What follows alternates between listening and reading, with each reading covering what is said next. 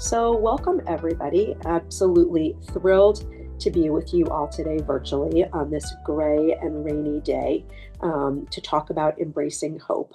We all need hope, especially when it's kind of gloomy and we're in a time period of gloominess. For those of you who don't know me, I'm Rachel Justice, and along with my partner Jillian Levinson, we co lead Woman to Woman. And I am not going to introduce our incredible speaker. Some of you know her probably because she has spoken before, and some of you do not. But I think that Marji should introduce herself because, one of the best parts of my job is that I get to meet a lot of incredible folks in our woman to woman community. That includes patients and survivors and volunteers, but it also includes speakers. And I was lucky enough to connect with Marji. At this point, it's going on years, ago, through our Thriving group and Audrey Carlson. And I was just blown away by Marji. She's one of the most special people that you will ever interact with. And I am so thrilled that we are going to have 3 sessions on embracing hope. You have the dates, but we will remind you of what those dates are. At the end, we encourage you to attend all 3 if you can. If not, attend 2, attend 1. You can watch the others in the video library. But I can promise you, you will be thrilled that you decided to spend your midday with Marji. So without further ado, I get to become a participant and just turn the virtual mic over to the amazing, wonderful, and special Marji Shapiro. Hi, everyone. It's good to be back. I recognize some faces, and Hi, Marji. I don't really need an introduction other than to tell you I spent my career fighting hate through the Anti-Defamation League, and I retired and said I'm going to spend my life spreading love, and that's what I was doing. And then, and the first time I spoke here, that's what I was doing, and then I was diagnosed myself not only with breast cancer, but also endometrial cancer. So that was pretty much of a shock. And I will tell you that speaking about hope has taken a much, much bigger part of my life. And it's a depth that I'm sure didn't happen the first time I did this because I had no idea. So I've started giving talks to groups that aren't cancer survivors. Hope is important to everyone. But I'm going to start really quickly with I don't know how many of you use ChatGPT, but it's my new friend. And a friend of mine told me to ask this question after I was already done. Okay. I put this whole thing together, very, some similarities to last time for those of you who were here, but a lot of new stuff. And then she said, ask ChatGPT if I were sitting in the audience listening to a talk on hope, and I was a cancer survivor, what would I want to hear? So now I'm here after I already wrote this talk, but okay. And this is what Chat GPT told me. Not statistics, not forced positivity, not everything happens for a reason. I would want someone to say, hope isn't pretending that you're not scared. I'd want them to name the fear, the 3 a.m. fear, the anxiety, the quiet grief for the body I used to have, the relationships that changed, the way people look at you differently. I would want them to say, you are allowed to be grateful and angry at the same time, because that's real. I'd want hope to feel grounded, not shiny. Something like hope is not a guaranteed outcome. It's a decision about how you want to live with what's here. Anyway, there was more, but just give me some sign, raise your hand if that's what you are thinking. Like, is that on target? It is for me. So I'm gonna get to, I think I covered all of that, but that was interesting to find that as I was finished. So this is a series. This was a really fun, great challenge for me. It's a series called Hope, Self-Compassion, and Legacy. My goal is for it to be interactive, but you do whatever you want. And we're going to learn and explore and practice hope. And some of you, have started this journey with me. And I'm going to give you like different seeds of gems that I've learned along the way in different parts. So I'll start by saying hope is not a passive wish. It's an active practice that we cultivate every day. So we're going to talk about why it's active. We're going to talk about why it's a practice. And how valuable is it to choose this for all of us who are cancer survivors? So you can attend one, two, or three. You can see them in the video library afterwards. But Rachel gave me the challenge to pick. She knew these three topics were important to me, and she gave me the challenge to link them. And I've spent a lot of time on that. And I'll tell you more that it really does build on itself. And I've been reading articles and books and watching podcasts and talking. I have an in-person cancer support group that I run every other week with 10 people. So my insights come from my group. So we're going to keep connecting hope and cancer. And again, here's a couple more gems. Cancer didn't just change my life, it sharpened my ability to notice what actually matters. It really, and for me, that is true. So I'll be interested when we talk about that. Hope is a complicated subject with varied meanings and beliefs and interpretations. I believe it is a good thing and can be a major driving force in your life. So every time I dive into hope, I learn a lot of new things. And some of it says, well, that's not what I learned before. It is complicated.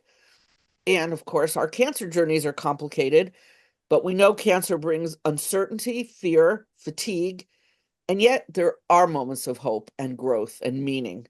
Um, so I want us to dive into hope as a cancer patient, how to strengthen it, what are more practical strategies, and keeping in mind, I'm not talking about naive hope or blind optimism.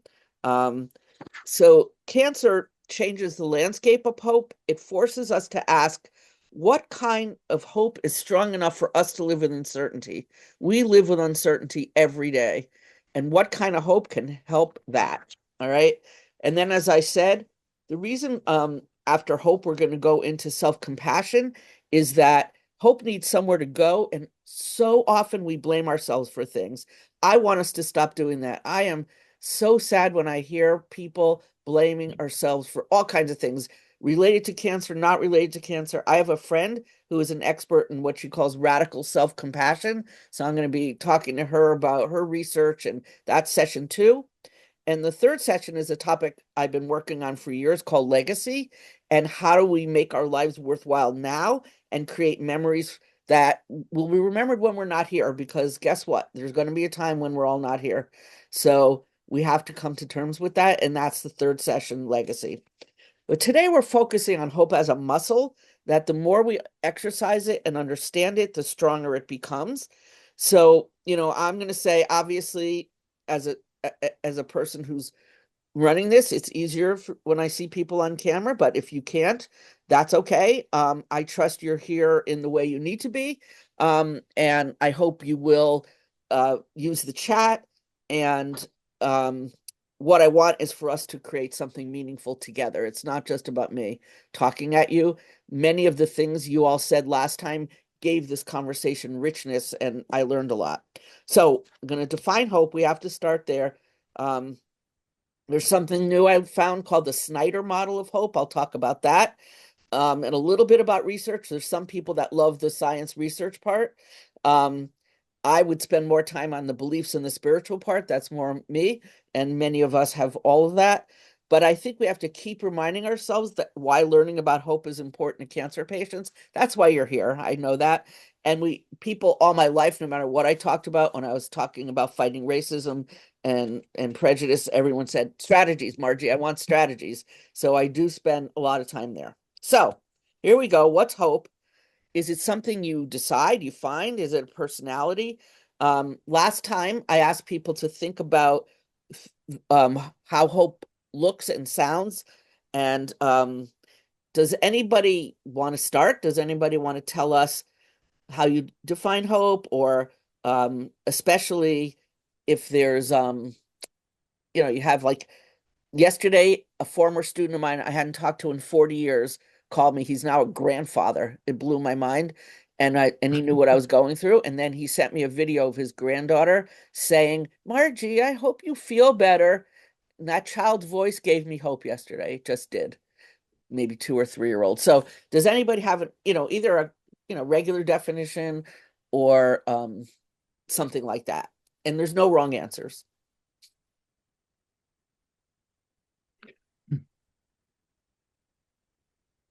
Joan? Did I Oh, see Joan light up? No. yeah, I can. So I was just reflecting. To me, hope, and this came out of another support group, and it might have been with you, but sorry, I don't always remember sources. Um, Neither do I. Good. Hope is an action. It's just not a passive thing. And I think, personally, I believe that hope really embraces the notion of impermanence, both impermanence that's not happy and impermanence that's happy. So, it, and it, and I think your idea that it's a muscle is really important because all of the disciplines of the mind, I think, are muscles. Hmm, good. Thank you. Hildred. And then C. Perkins. And I would say that hope is a motivator. Mm, Just yes. think about just think about something in your life that you're hoping for would happen. And this motivates you to look towards the positive, not the negative. And for many of us who have been through cancer, one of our hope is that it doesn't occur. And so this keeps us focused and it helps us also to stay positive. Yes. That's my take. Beautiful. C. Do you want to tell us your first name? C. Perkins? Cynthia. Cynthia. Thanks. I mean, when you said that, I was thinking like the examples you gave, it makes me think that hope could be based on something that's not even probable of happening, but yet it could be on something, right? So I could have hope that doesn't make any sense, but you can have hope that makes sense because it's a high probability of it happening. So it's hard for me to think of hope could be, you said to live with certainty No, of uncertainty. uncertainty. Okay, that makes sense then. Okay, yeah, because, you know, I can hope anything, but it may not be realistic for me to hope it. Yep. All right, we're going to get to that. Okay. I'm Okay, glad you said it. okay. So, the dictionary definition of hope is that it's an expectation of a positive outcome or a belief that what we want can be had or events can turn out for the best. I don't necessarily go for that, but I always like to say what, the authorities say. Um, to me, it is about looking towards the future with some kind of goal about what you're hoping for. And I don't always have that. So if you're taking notes and you want to go back and reflect later, write that down. Like, what is it I am hoping for? It is important. And it can be tiny, tiny things, bigger things. Some of them could involve that you need a miracle, and that's okay too. Um, I actually believe in miracles. So hope helps you stay open when you're tired of trying. It's the belief that something can change, even if you can't see right now how or when or where. But I am going to get to one of the most important sections here, which is what you hope for changes as a cancer patient. So hold on, not there yet, but the context you're thinking of may only be the beginning of what we hope for. Um, some people say hope is quieter than our fear, and to me, that's what I want to change. That's what I want to help us change. Our fear often speaks louder than our hope.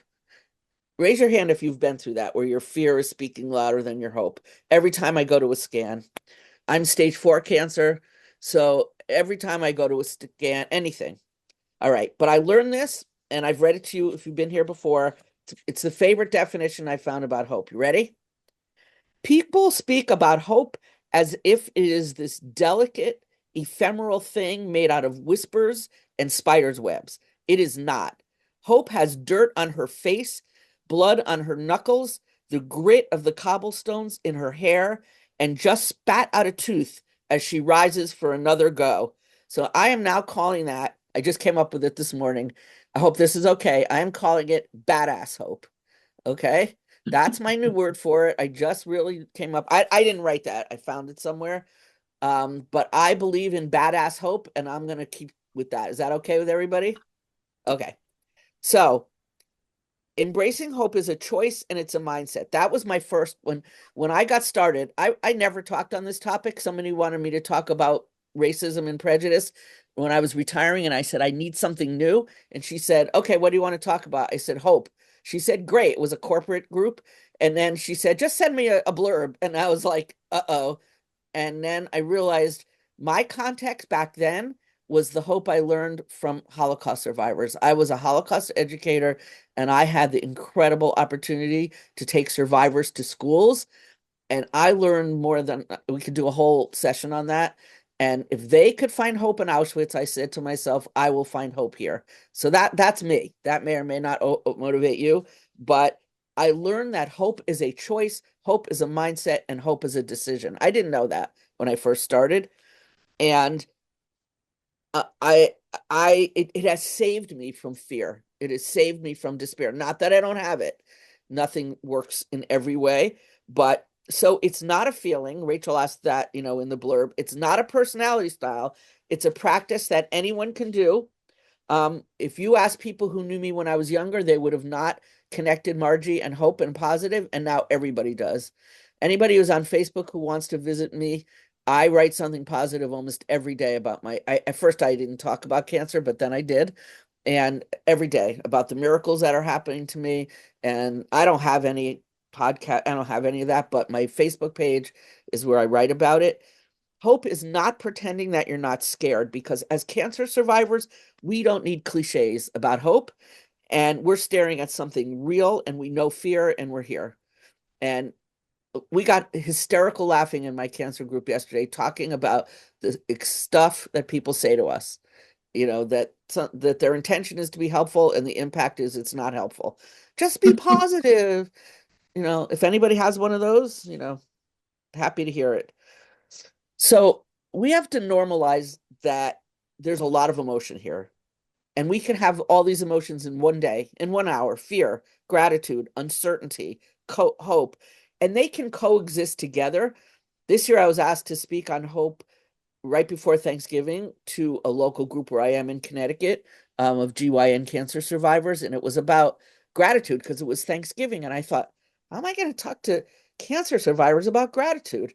And I had to do a deep dive into, it's called both and thinking, that you can hold two things that are true and talk about it. Not because there's not answers, but you can hold hope and cancer, gratitude and sadness, and they're both and thinking. Write it down, look it up, go to your chat GPT. It's a great tool, both and thinking. um so and sometimes we have to look for hope in the smallest corners.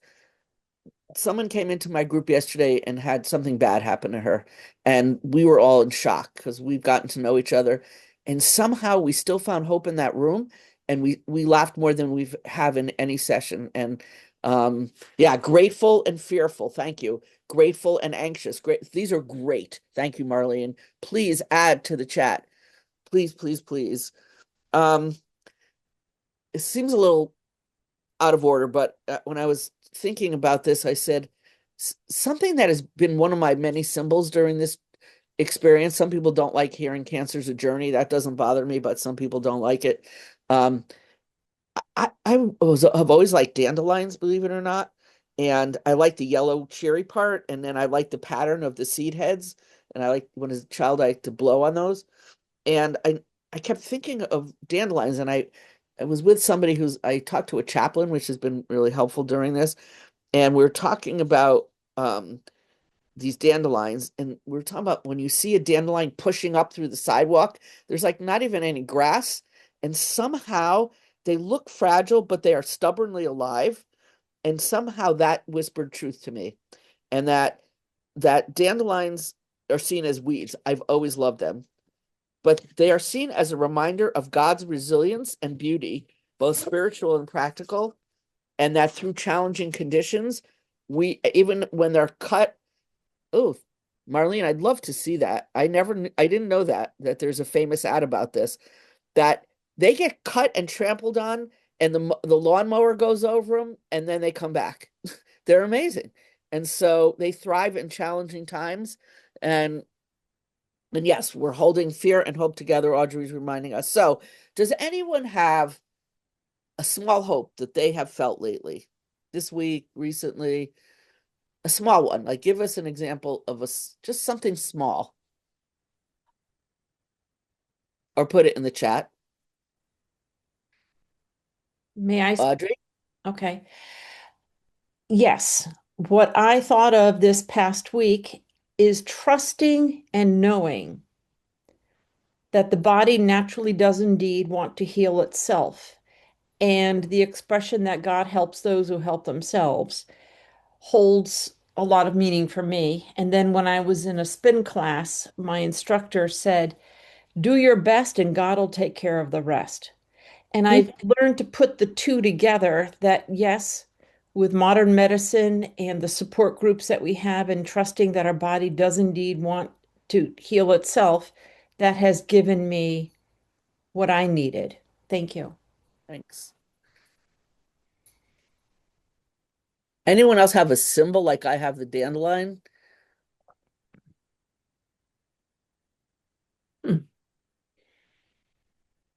Okay, I'm going to keep going, but feel free at any point. I do. So I want to wait. It's me, Nancy? Nancy. Yeah. Okay, Nancy. I have the triple numbers, like triple threes, triple sevens. Yep. For some reason,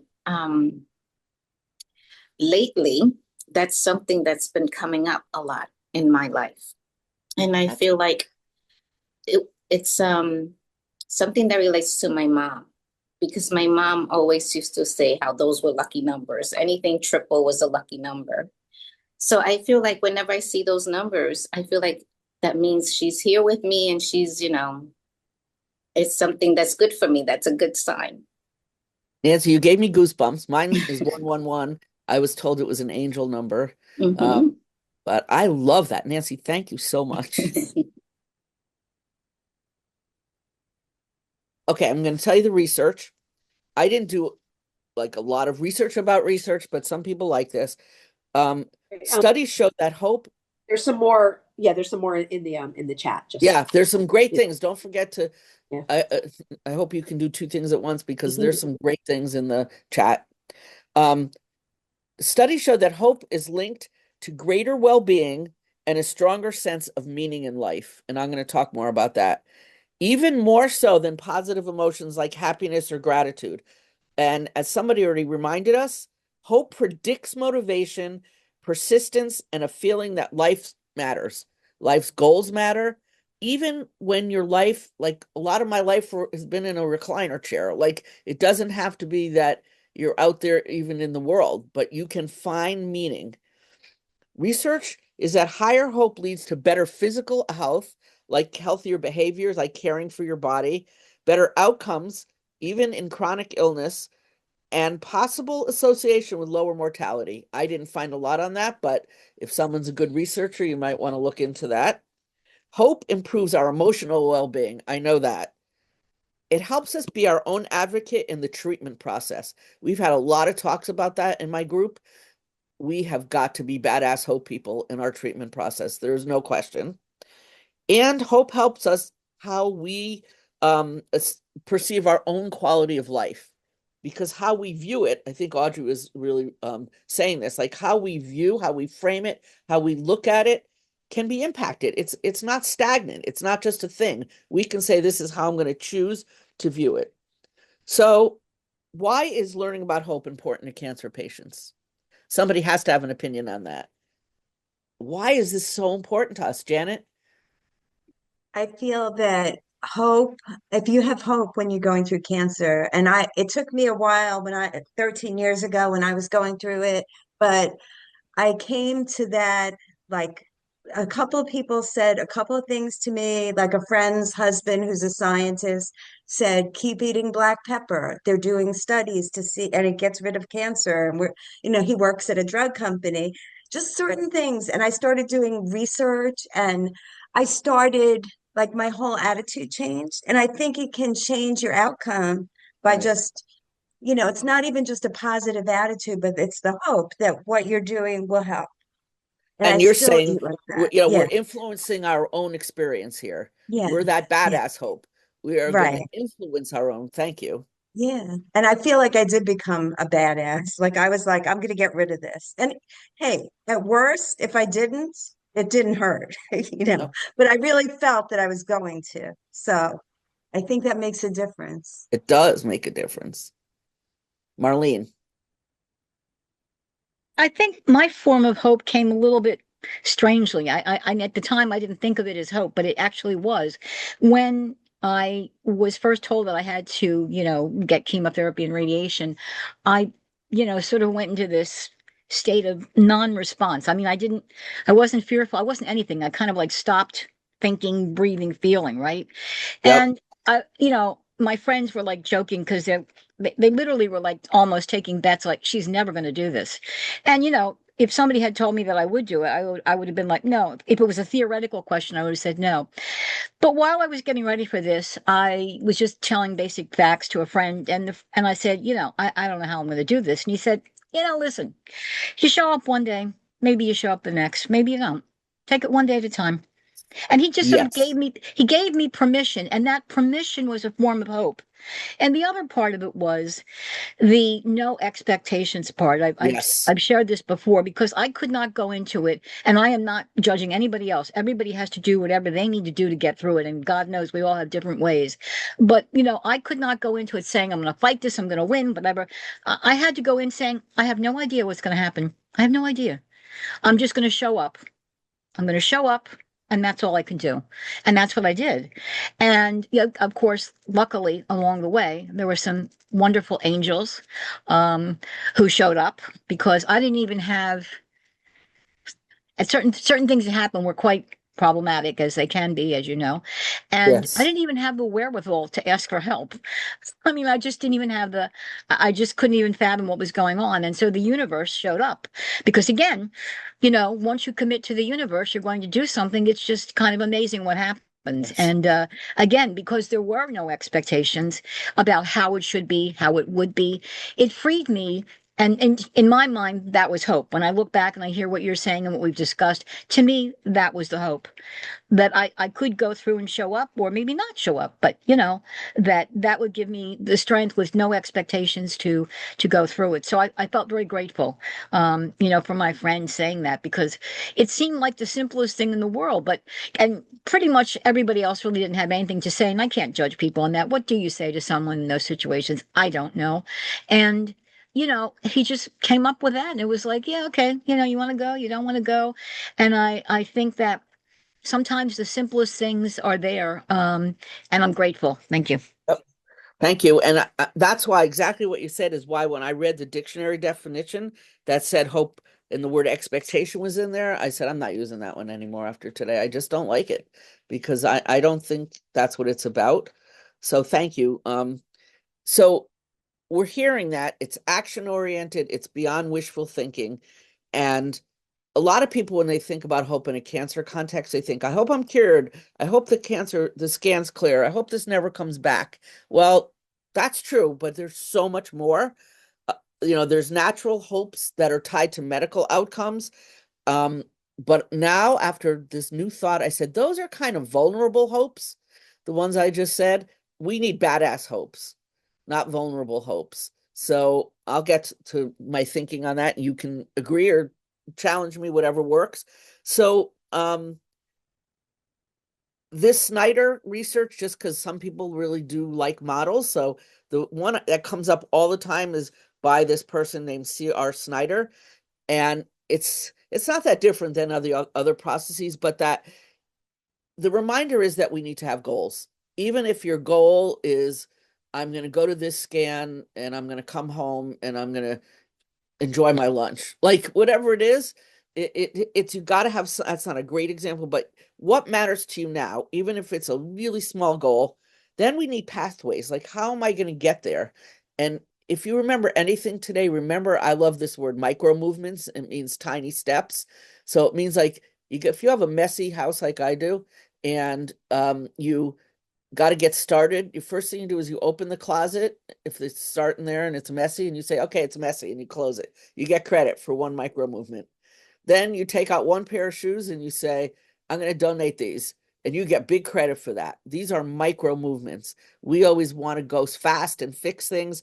So I'm going to talk a lot more about that. So pathways towards your goal can be tiny movements.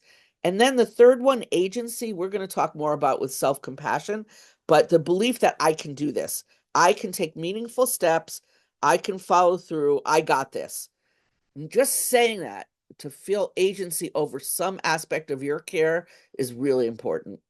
It's important when you're going through grief. It's important when you're going through a hard time. So that's the Snyder model: goals, pathways, and agency. Not everybody can have that agency so quickly. So that's why I want to dive into that, Donna.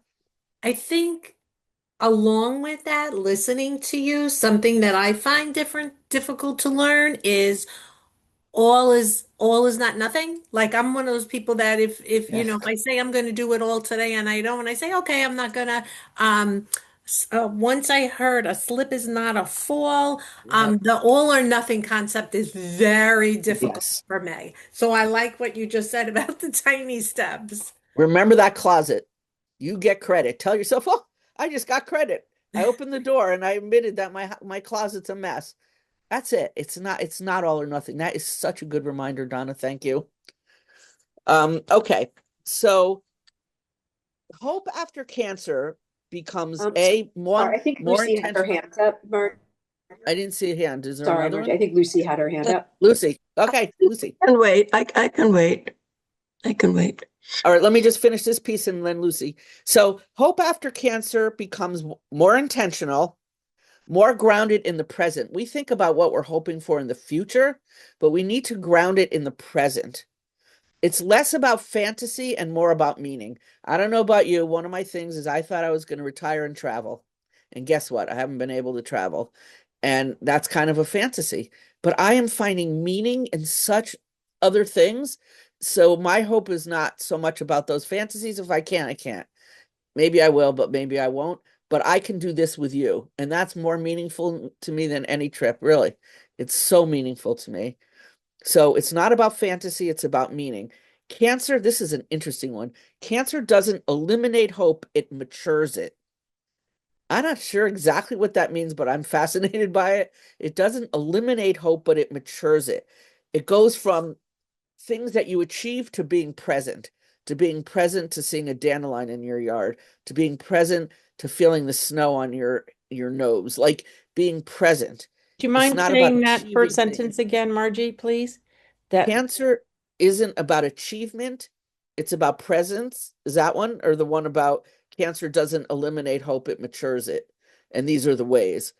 So it's not about achievement, it's about presence. And, we grew up achievement oriented. What are you getting done? What's your big goal? What's your career goal? What's your this goal? Cancer tells us it's not about someday, it's today. Someday, no. Today, yes. And it's not about perfection. Donna was just saying that. It's not about all or nothing. We got to let go of perfection. Badass, hopeful people are not about perfection. We are about compassion, and that first compassion is right here. Right here, we have to have compassion for ourselves. Okay, Lucy. I came to your earlier one on hope, and it was so helpful, and as is this, and I really thank you. When I started treatment in early October, and for the first couple of treatments, I had this kind of I was constantly telling people, I used to be so active. I used to be this. I'm not really this kind of person who can't show up for things. I'm not really somebody who sits around my house. And, I stopped doing that. I am actually having a hard time with the treatment. And then I have better days, and then I'm able to, do some things outdoors and things like that. But what you were just last saying about opening the closet door, I'm learning to be sort of quiet. I do a lot more reading. Yes. People come and visit. I hang out with them. I'm trying to like create a life within the boundaries that have now been Yes. set for me, while not just laying about and I don't stay in bed all day. In fact, I get up very early and I step outdoors just to see the world, to see the birds, to feel the air. And that starts my day off where I think, well, I'm still part of this world.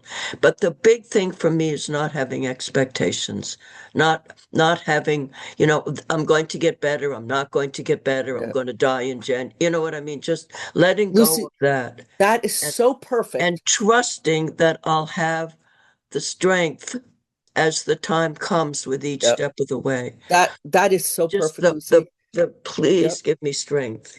Yes. So yes, praying for strength.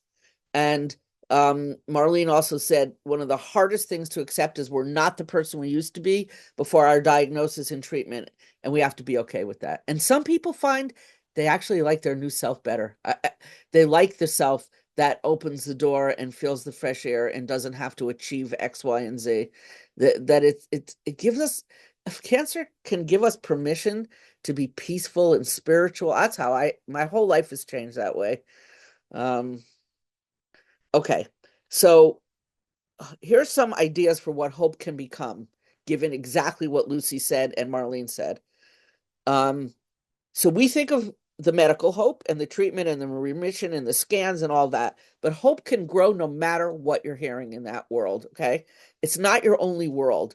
My appointments, everything became my only world. Now I have a stuffed animal project. I take stuffed animals to the hospital and give them out to people. I take little bees that to me are be happy. And I have these little ducks that I give them to strangers and I say, you are ducking awesome. And it gives them a happy smile and that's it. So hope can become what we're talking about, meaningful growth, spiritual depth, and perspective. Hope can be for connection, like we are today in my in-person cancer support group, and anything else that works for you with connection is key. Hope can be for peace in uncertainty. Peace in uncertainty. You know what? Everybody's life is uncertain. Ours is a little more uncertain. But peace and uncertainty and just finding moments of peace. And hope can be for contribution. This isn't everybody, but I still want to contribute to the world in my own little ways. That's why I have my Facebook thing, because people write to me. I never write on Facebook, but I read that I just had this God dream that was incredible. It's my last post. Like, I've had incredible messages from God during this, and I want to contribute. Even for my friends who don't believe in God, I want them to read it and say, oh, I respect Marji, and she believes this, so I'm going to think about it. That's all I want, really. And my hope is for legacy. And I hope you will come to all 3 sessions because legacy is really important. Okay. So it's not controlling your future. It's shaping your response to what we're dealing with in the present. Okay. And it's not a feeling, it's a practice. It's not my 10-year plan, but how am I going to live this week? How am I going to live today? What do I want to do after this call? Who do I want to be in this season? It's not certainty. So we need to grasp fear to understand hope, because within the uncertainty and the fear, we can still take these little small victories. And how do you stop the fear? There's a great book. It's very old. I don't know if you can still get it, but it's called Feel the Fear and Do It Anyway. And she says that we play this when then game. When I no longer feel fear, then I'll do this. You have to do it, and then you might stop feeling the fear. It's the when then game doesn't work. A classic. Marlene, you and I have, I think, similar bookshelves. It's a classic. I think she actually died of cancer, ultimately, the author. But if you can still get it, feel the fear and do it anyway. Hope is actually the antidote for fear. It can counteract fear. So keep thinking about that. I wanted to spend a lot of time talking about it, but I need to, these last 2 pieces are important. And then if we want to talk about the fear piece, we can come back to it. But I went through these last time, I've enhanced them, but writing them was key for me. That initially, we have to think about what we hope for changes, and we have to be realistic. And no one told me any of this. So first, there's hope that the symptoms are nothing to worry about. Probably all went through that. I didn't even have symptoms. It was shocking. So then when you get the diagnosis, you hope it's an early stage cancer. They said, oh, Margie, you have the good kind of breast cancer. Ha, yeah, okay. That didn't last. Then there's hope that there's treatment available and it will be effective and your cancer will go into remission. So they say to me, you're not curable, just controllable. Anybody hear that? That was one of the worst things anybody ever said to me during this, because I'm not buying it. Okay. But I also, I also have to be realistic, but I'm not letting anybody else determine that. We hope for manageable symptoms, pain control, and not to suffer. This is one of the hardest ones. I have a friend going through this, and he is suffering from enormous pain. We text almost every day, and I get choked up. Like, it's really hard when we're suffering. And I don't know what to say about pain, except I think I mentioned him last time. They told him he was going to hospice. He said, you need to leave my room right now, and I'll see you at my 100th birthday. I'm not going anywhere. And he's been really up and down, but he is pushing for like every kind of pain management there is, and he's making progress. It's very hard, but we need, we hope and we work for that pain control. But we will all in this world get to this stage where you realize that what you had hoped for in terms of life and length of life is not happening, and we have to refocus our hope, and it's real. And you can't always control the outcome. That's not what hope is. Hope changes you as you go through the experience. So you start to think about what's best for you, and how it's not about hopeless, it's about what you can control. And some of these things are really hard to hear, but there are times when they say there's no more treatment, you still work with yourself and God and miracles. But we are all going to die, and people don't want to talk about this, and we need to talk about it, and we need to talk about what's sacred to us now so that we can work on it.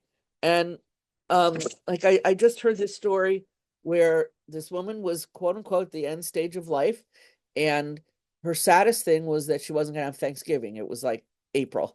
So she and the doctor and her daughter decided, well, let's have Thanksgiving right now. And they had this, and they said, well, what if I still live in November? He said, great, I'll have another, go buy another turkey. Like, we can control it. Think to yourself what you're sad about and do it now. There was another piece of, yeah, I wish I could have seen that one about yesterday's presentation, because I'd like to match them. So we hope for meaningful time. What else do we want to accomplish? That's where legacy comes in. What is your message to your children, your grandchildren? I don't have children. I think a lot about my message to the world.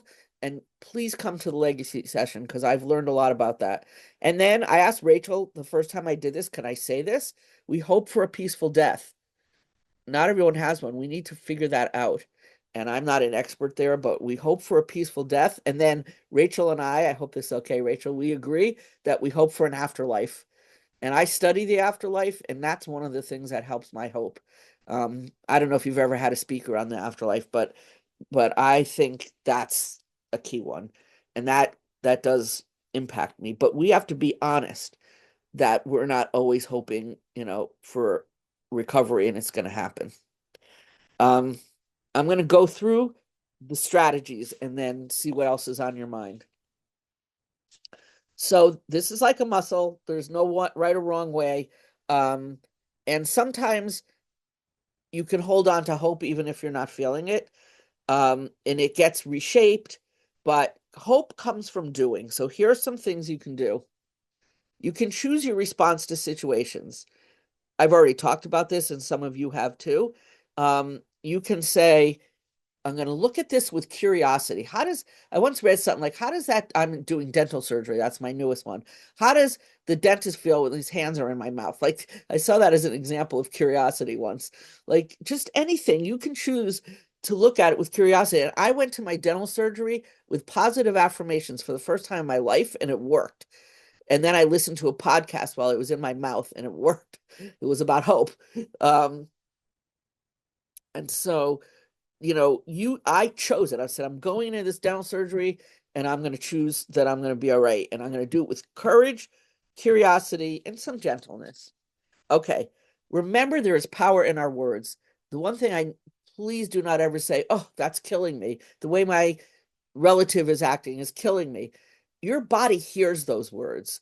So please choose your words. Please notice the negative self-talk that we all have and replace it with positive. Not, I can't do this anymore. I'm losing my mind. I'm going to choose not to leave the house, but not, I can't do this anymore. Here's what I'm going to choose about my situation. Please listen to your words. I'm always saying that to my friends in and out of the cancer community. Surround yourself with hopeful people. I'm not just saying it. This has to be one of the most important things you can do is coming to support groups, whatever that looks like for you. That is part of the research that the community helps. That's why you have, Rachel and all of the work she's doing, and Audrey and the work she's doing, that whether you're communicating with a friend, a coworker, a chaplain. This chaplain I speak to was an old friend. No way did I think I was going to speak to her once a week for a year and a half, but I do. And it has been really helpful. Have someone you can speak with. It can be online with people who are going through a similar cancer journey, but find a place that you feel safe to share how you're feeling and how to handle certain difficult situations. And if there's a day you truly feel hopeless, that they can help you, not by giving you toxic positivity, but listening. Reframe challenges. I had a card someone gave me when I was a teenager that said, every obstacle has a gift waiting for you in its hands. And it took me quite a while as a teenager to figure out what that meant.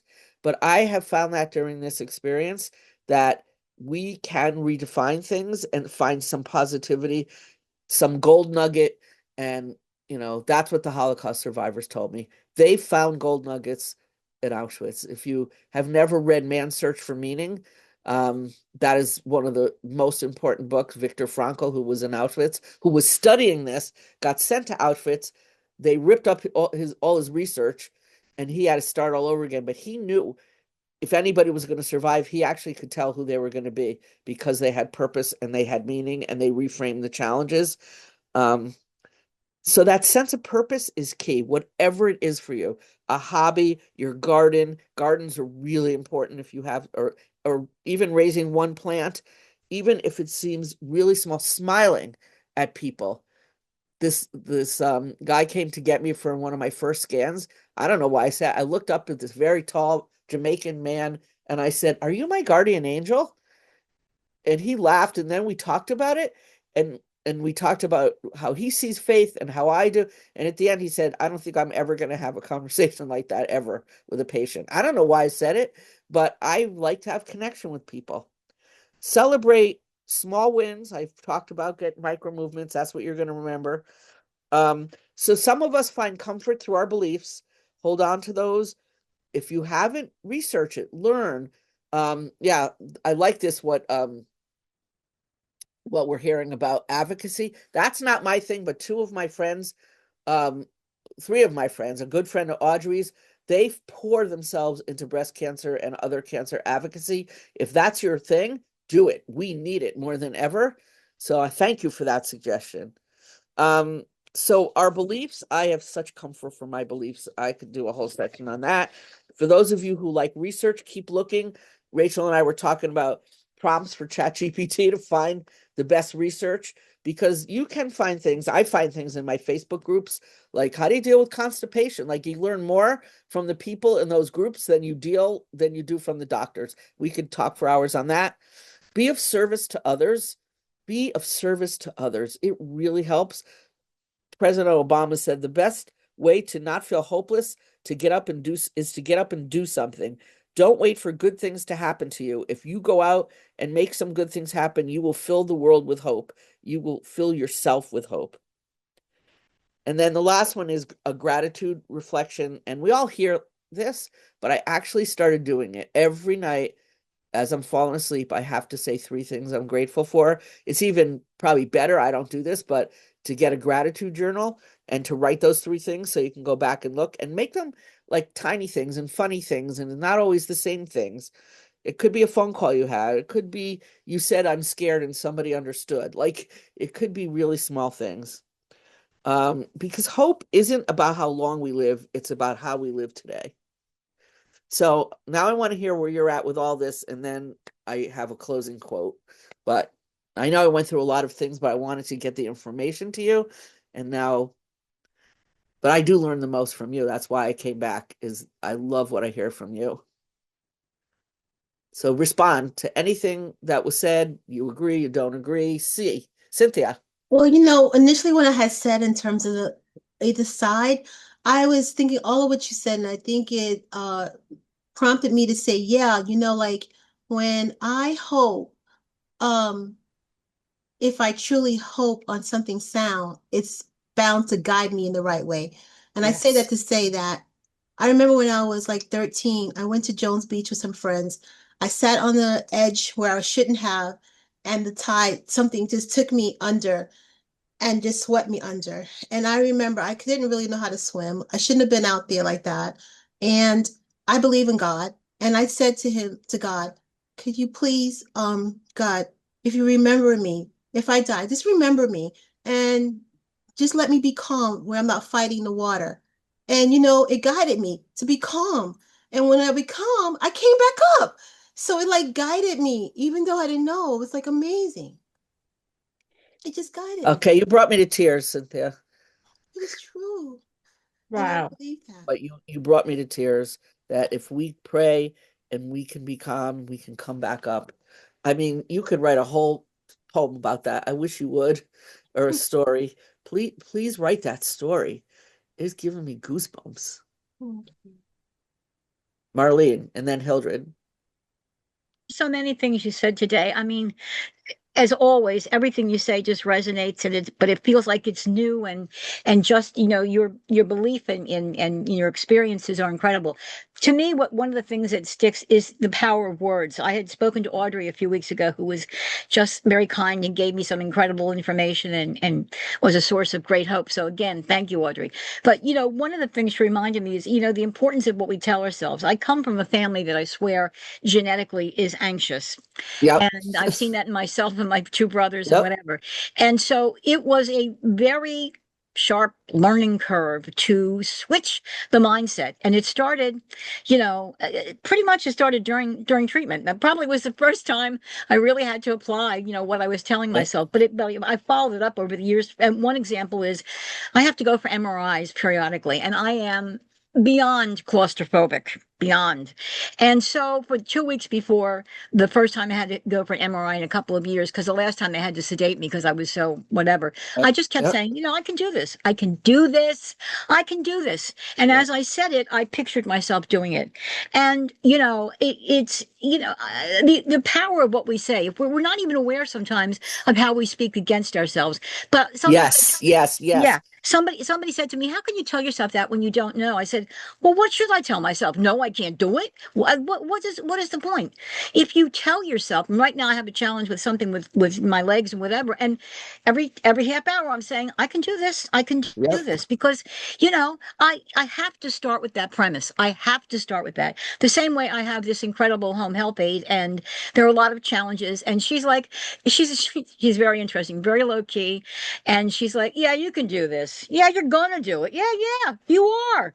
And Yep. by God, between the two of us, but to have, and again, if we don't have that support, sometimes we have to give it to ourselves. And sometimes you have to put aside your disbelief. We don't know. It's like you mentioned the afterlife. I mean, I don't know if I believe it or not, but here's the point.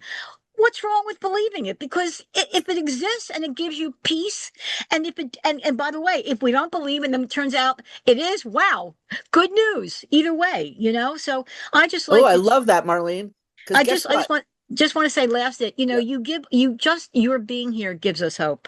And so I hope Thank that in you. some way we can help you as you go through all that you're going through, because it takes a lot of energy for you to be here and be present for us in the middle of what you're doing. So thank you so much. Thank you. And you know what? I've already told God, when I get to heaven, I want to be the angel, the onboarding angel. And I want to meet all the people that I knew here, but I want to meet all the people who didn't believe in it. And then they're going to be like, Margie, you were right. So that's what I've asked for. Okay, Hildred. I like the fact that you mentioned how we should try to avoid discouragement. And that is so helpful because in trying to avoid discouragement, it eliminates a lot of the barriers are the things that helps us to stay focused. Yep. And it also helps us to see that discouragement can prevent our hope, us from being hopeful. And Yes. so we really need to, I mean, this is really a good exercise for us today because, I mean, we have learned a lot of positive things that we could really tap into as a reservoir, which will help us to stay focused and eliminate a lot of the worries that we might have. Yeah. Well, thank you. I worked really hard on this because I thought this is my third time. What else do I have? But it encouraged me. And so I'm gonna finish with this quote. I'm gonna really make a plea that you come back, and if you can, be here because it's truly what you have to say that fuels this. And next time I'm gonna leave even more time for talking. I like when I learn strategies, I want to share them, but I want to hear from you. So I happen to learn, I heard this today from a guy who did a podcast on hope, and then he eventually passed away, and he had just read this, and I said, I got to read this today. It's a poem by Virginia Woolf. Don't die before you're dead. Don't lose yourself. Don't lose hope. Don't lose direction. Stay alive with yourself, with every cell of your body, with every fiber of your skin. Stay alive. Learn, study, think, read, build, invent, create, speak, write, dream, design. Stay alive. Stay alive inside you. Stay alive outside. Fill yourself with the colors of the world. Fill yourself with hope, with wow scenery. And I don't have to go abroad to find wow scenery. I can find it in my backyard. Stay alive with joy. There is only one thing you should not waste in life, and that is life itself.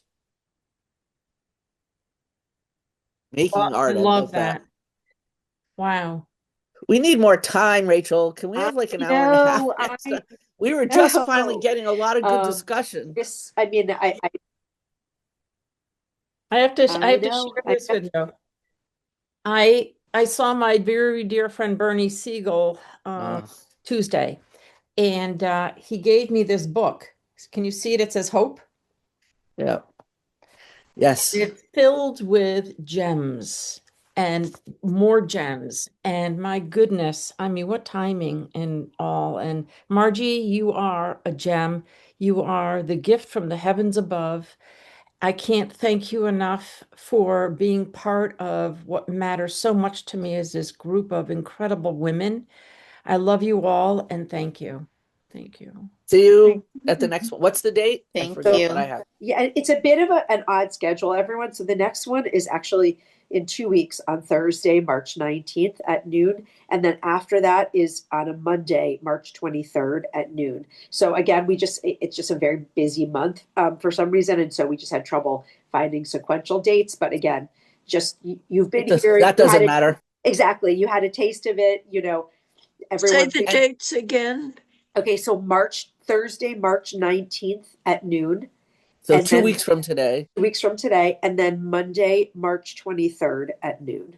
So if you have anything to say about what you want to hear, could you send the message to Rachel and she'll get it to me? Or can I give them my email address? Is that okay? Yeah, of course. Yeah. So it's Marji, Marji, Shapiro, Shapiro @gmail. That's also my Facebook. I'd love your input. What do you want to know about self-compassion? What do you want to know about legacy? What's helpful to you? Because I will look into it. I will do my best. And if you say to me, we need way more time to talk, you talk too much, whatever, just tell me what you want and I'll do it. Because this is what this is for. And I'm one of you, So thank you. I love you, Rachel and Audrey, two of my We love you right back. There is so much love here. There's hearts floating around. There's That's right. Making hearts. There's clapping. It's an I got good tears in my eyes. Absolutely. And thank you all for sharing so vulnerably, yes. Freely. And Yes. Marji, it is just a privilege. That's all I can say. It is an honor and a privilege. And I look forward to the 19th. So thank you, everybody. And really looking forward to. Let me know what you learn about hope, anything. because I'm Absolutely. doing another session. Thank you, So Rachel. you could, Thank if you, you want to do everyone. something meaningful, help me Thank do you. this. Rachel. Thank Bye. you. Thank you. Thanks, Thank everybody. you.